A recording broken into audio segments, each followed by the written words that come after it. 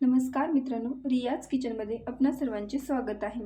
आज आपण बनवणार आहोत एकदम क्रंची, क्रिस्पी आणि खायला कुरकुरीत लागणारे असे फ्रेंच फ्राईज।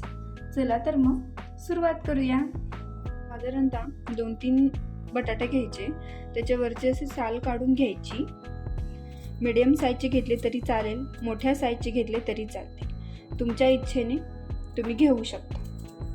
त्याच्या अशी वरची साल काढून घ्यायची। मित्रांनो, मी 3 बटाट्याची साल काढून घेतलेली आहे। आता त्याचे काप करून घ्यायचे, ते स्वच्छ धुवायचे आणि त्याचे काप करून घ्यायचे। एकदम मीडियम साईजचे असे काप करायचे, जास्त जाडसरही नाही आणि जास्त पातळही नाही।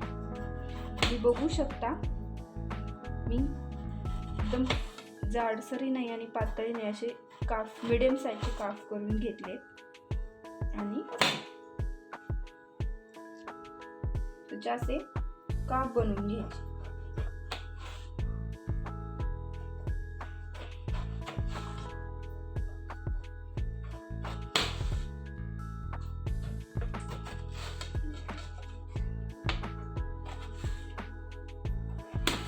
आणि हे काप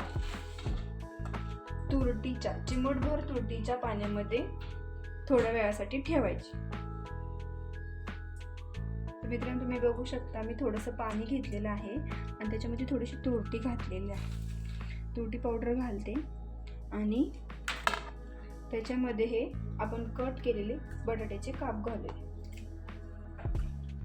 आणि हे 10 मिनिटं असं पाण्यामध्ये ठेवायचं। तर तुम्ही बघू शकता, ह्याच्यामध्ये म्हणजे जे पाणी आहे ते व्हाईट मध्ये झालेलं आहे। 10 ते 15 मिनिट झालेले आहेत। आता हे आपण पाणी पूर्ण काढून घेऊया। पाणी काढून झाल्यानंतर अजून एकदा पाण्याने स्वच्छ धुवून घ्यायचं। आणि ते थोड्या वेळासाठी एका टिश्यू पेपरवरती किंवा सुती कपड्यावरती ते ड्राय व्हायला ठेवायचं। तर मित्रांनो, तुम्ही बघू शकता, हे बटाट्याचे काप आहेत ते मी एक सुती कपड्यावरती असे पसरून घेते, जेणेकरून त्याच्यातलं पाणी पूर्ण निघून जाईल आणि ते काप एकदम ड्राय होतील। 15 ते 20 मिनिट असं ड्राय होण्यासाठी ठेवून द्यायचं। इथे बघू शकता, याच्यातलं पाणी पूर्ण निघून गेलेलं आहे। 10 ते 15 मिनिटं सुकत ठेवल्यानंतर हे एकदम ड्राय असे झालेले आहेत। ते आपण आता एका प्लेटमध्ये काढून घेऊयात। सर्वात आधी एक पॅन घ्यायचा, त्याच्यामध्ये तेल घ्यायचं, तेल घालायचं आणि ते लो फ्लेमवर गरम होऊ द्यायचं।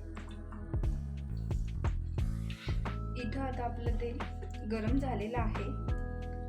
आता याच्यामध्ये हळूहळू बटाट्याचे काप सोडून देऊ।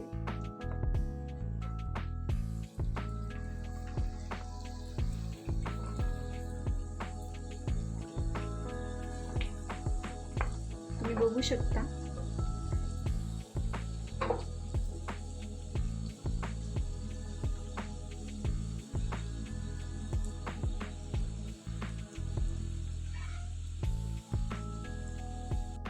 दोन मिनिटांनंतर याला असं हलक्या हाताने हलवायचं, म्हणजे क्रंच येतो।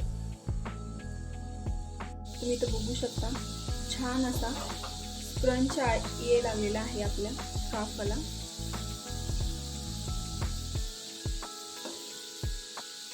वा, मस्त आपले फ्रेंच फ्राईज तयार झालेले आहेत। तुम्ही बघू शकता किती क्रंच आलेला आहे। छान असं फ्रेंच फ्राईजमध्ये चवीनुसार मीठ टाकून घ्यायचं आणि तुम्हाला हवं असेल तर चाट मसालाही तुम्ही टाकू शकता। तर तुम्ही बघू शकता, फ्रेंच फ्राईज आपले तयार आहे। टोमॅटो केचप बरोबर ते सर्व करायचं। तुम्ही जर माझ्या चॅनलला नवीन असाल तर लाईक, शेअर आणि सबस्क्राईब करा। धन्यवाद।